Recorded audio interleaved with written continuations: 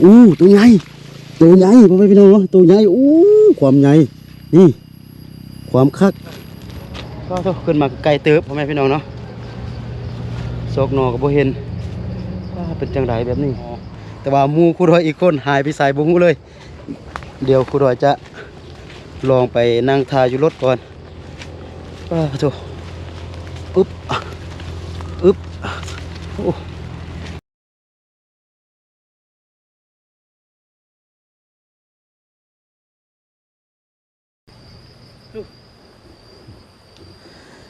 เปิดภาพมาบรรดาพ่อแม่พี่น้องเนาะโทษนี่ก่อนอื่นก็กราบทักทายสบายดีและสวัสดีเด้อพี่น้องเนาะบ่ว่าจะอยู่ในประเทศและต่างประเทศกะขอยินดีต้อนรับเข้าสู่ช่องครูดอยอีกคือเก่าคือเดิมพ่อแม่พี่น้องเลยเนาะกะเดี๋ยวนี้พ่อแม่พี่น้องครูดอยอยู่ที่เมืองห้วยทรายแขวงบ่อแก้วพ่อแม่พี่น้องเนาะกะมาทำภารกิจเล็กๆน้อยๆพ่อแม่พี่น้องเนาะนี่แล้วก็กับหมู่มาแวกินข้าวอยู่เที่ยงให้เที่ยงหน้าพ่อแม่พี่น้องเนาะเบิ่งตูบนเทว่าเฮาแวกินข้าวพ่อแม่พี่น้องเนาะนี่โอ้โธ่ครึ่งโลงตูบห่างพ่อแม่พี่น้องเลยเนาะนี่เอาศาสตร์มาปูแต่ว่ากินข้าวกินน้ำเป็นที่เฮียบห้อยพ่อแม่พี่น้องเลยเบิ่งตูบนี่เศร้าจนว่าฮักเป็นที่เฮียบห้อย ตูบอีห่างแท้ๆพ่อแม่พี่น้องเนาะแต่ว่าอยู่บนนี่ก็คืออากาศดีพ่อแม่พี่น้องเลยเนาะน่าจะเป็นนาเก่าที่ว่าเพิ่นบ่เฮ็ดพ่อแม่พี่น้องเนาะนี่เพิ่นเลี้ยงงัวเลี้ยงควายพ่อแม่พี่น้องเลยโถบ่ได้เห็นนากันโดนพ่อแม่พี่น้องเลยช่วงนี้กูโดยลงคลิปบ่ได้ปกติเด้อพ่อแม่พี่น้องเนาะนี่แล้วก็เลี้ยวมาทางนี้พ่อแม่พี่น้องเนาะมันเป็นนาเก่านี่หมู่ของกูโดยพ่อแม่พี่น้องเลยเนาะ กำลังเก็บห้อยพ่อแม่พี่น้องเลยเนาะก็มาเบิ่งอยู่ทางลุ่มนี่พ่อแม่พี่น้องก็คือมันอุดมสมบูรณ์มีทั้งพักแล้วก็มีทั้งหอยมีทั้งปลาแต่ว่าปลาน่าจะบ่ได้เอาพ่อแม่พี่น้องเลยเนาะครูดอยกับหมู่ก็เลยเปลี่ยนเครื่องเลยเพราะว่ามาแล้วก็เอาเครื่องเฮ็ดเวียกไปน้ำนี่เครื่องครูดอย เปลี่ยนปลาไว้หั่นแล้วก็จะพากันงมห้อยพ่อแม่พี่น้องเลยเนาะเดี๋ยวบ่ฮู้ว่ามันจะมีหรือว่าบ่มีหลายหรือว่ามีน้อยพ่อแม่พี่น้องเลยเนาะแต่ว่าที่แน่ๆก็คือโถพัก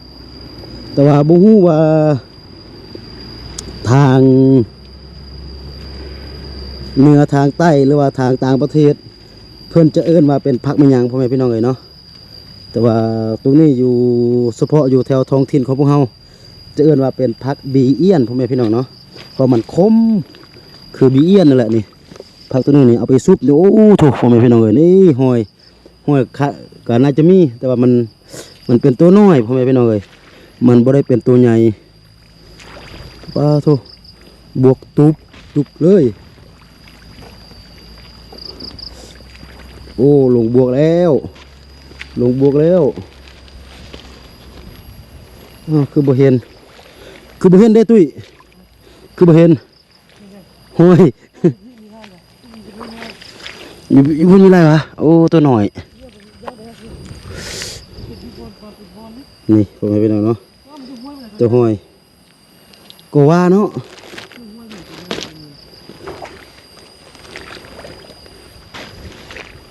ตัวอยู่ห้วยบ่มีตีตัวอยู่นี่มันโอ้นี่ห้อยจุบก็มีตัวแต่ว่าเป็นตัวน้อย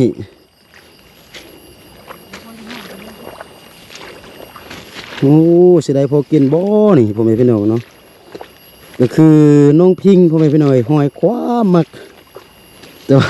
อยู่บ้านครูดอยบ่ค่อยมีก็เลยบ่ได้กินแต่ว่าถ้าไปเห็นอยู่ไสนี่ก็คือบ่ให้เรือพ่อแม่พี่น้องเนาะเพราะว่าน้องพิงมักตัวนี้ก็คือนี่สองเสี่ยวพวกเฮาก็คือเอาทุกอย่างที่ว่าขวางหน้าพ่อแม่พี่น้อง เป็นอันใดล่ะเอาเลยบ่ให้เรืออันใดที่ว่ามันกินได้ล่ะมันเอาเลยโอ้โหนี่นี่พ่อแม่พี่น้องเนาะนี่โอ้หลายโอ้น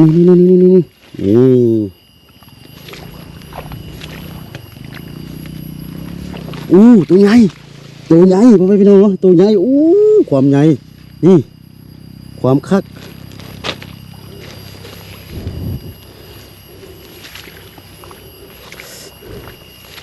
มันเป็นของธรรมชาติพ่อแม่พี่น้องเนาะก็คือมันบ่มี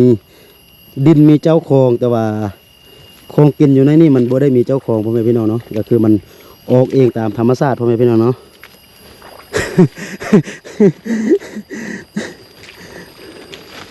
กะบ่ฮู้ว่ามันเป็นคือคู่ดอยเว้าหรือบ่เนาะแต่ว่าเฮามากินข้าวอยู่นี่แล้วก็เห็นก็เลยพากันลงมาเก็บพ่อแม่พี่น้องโอ้โห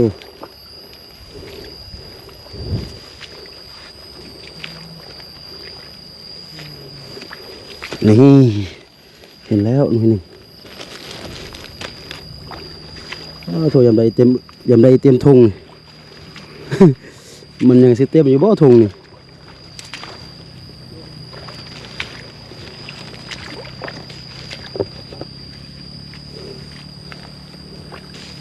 โอ้ถูกผักความงามผักบีเอียนพ่อแม่พี่น้องนี่โอ้โถเป็นผักกินเบิดอยู่เมืองพาต้นนั้นเขาคือว่าขายนะตุ้ยเขาเก็บมาขายนะเก็บไปขายนะนี่นะเป็นโลนะโล30,000นี่แหละผักนิ้ว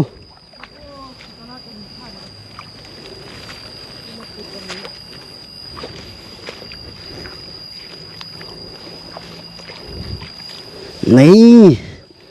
2ตัวอยู่เป็นคู่กันเลย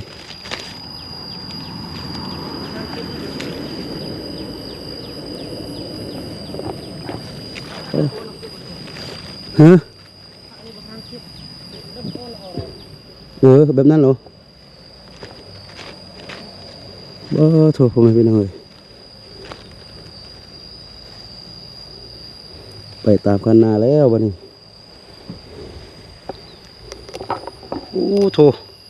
แดดกำลังร้อนพ่อแม่พี่น้องเลยเบิ่งสุดยอดเลยบ่เห็นมีน้อยพ่อแม่พี่น้องเนาะหอยจุดหลักๆก็คือที่ตัวที่ว่าเราอยากได้ก็คือเป็นหอยพ่อแม่พี่น้องเลยเพราะว่าพักบีเอียนตัวนี้ก็คือมันมีคนมักแล้วก็มีคนบ่มักบางคนที่ว่ามักคมมันก็กินได้บางคนบ่มักคมก็คือกินบ่ได้พ่อแม่พี่น้องเนาะ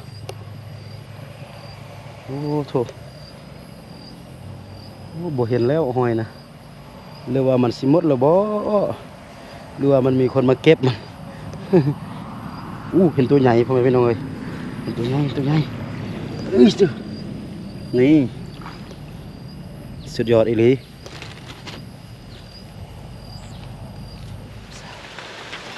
โทษพ่อแม่พี่น้องเนาะเก็บหอยได้น้อยหนึ่งแล้วก็นี่ฝนตกพ่อแม่พี่น้องเลยเบิ่งสภาพเที่ยงบนที่ว่าเฮาอยู่ทางเทิงคุณมีงัวส้นกันพ่อแม่พี่น้องเลยโถนี่เบิ่งสภาพแต่ละคนบ่เป็นตาเบิ่งเลยงมต้มงมบวกเดี๋ยวใช้เบิ่งหอยสิว่าเฮาเก็บได้นี่โอ้โหนี่เป็นไงนี่ได้พอกินแล้วนี่มีตัวปูพร้อมตัวหอยพร้อมอะไรไปลองเลยนี่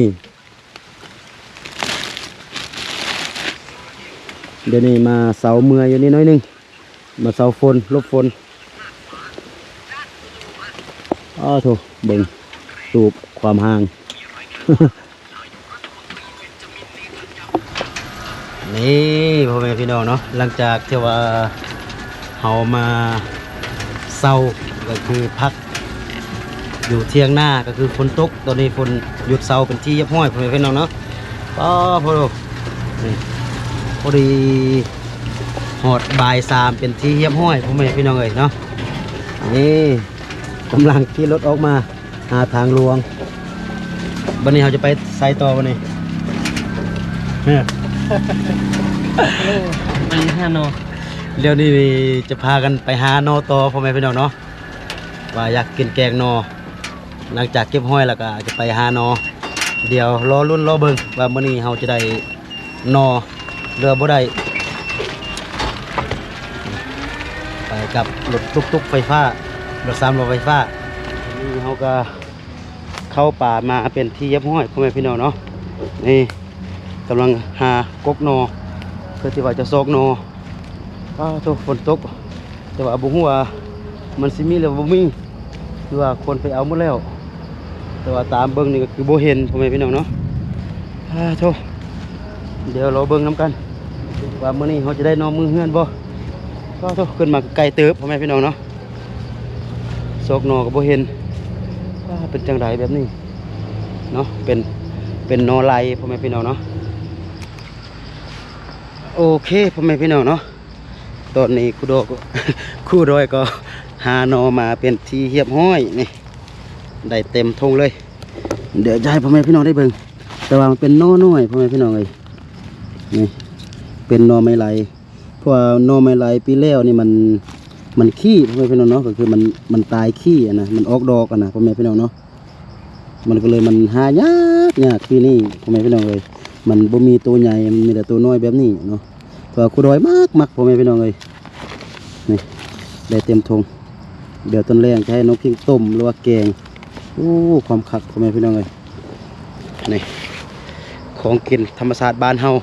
ก็คือเมื่อนี้ครูดอยมาบ่เสียเปล่าเนาะได้ทั้งห้อยแล้วก็ได้ทั้งหนอแต่ว่าหมู่ครูดอยอีกคนหายไปใส่บ่ฮู้เลยเดี๋ยวครูดอยจะลองไปนั่งทาอยู่รถก่อนโธ่อึ๊บอังกอร์คืออันเพื่อนนั่งอังกอร์พ่อแม่พี่น้องเลยเนาะโอเคเนาะสำหรับคลิปนี้ก็จะประมาณนี้เนาะสุดท้ายครูดอยก็ขอให้ใส่พรให้หมดทุกคนที่ว่าเข้ามาเบิ่งคลิปนี้จงอยู่ดีมีแห้งอยู่ดีมีสุขเนาะคิดสิ่งใดปรารถนาสิ่งใดก็ขอให้สมดังใจปรารถนาสำหรับคลิปนี้ครูดอยต้องขอตัวลาไปก่อนสบายดี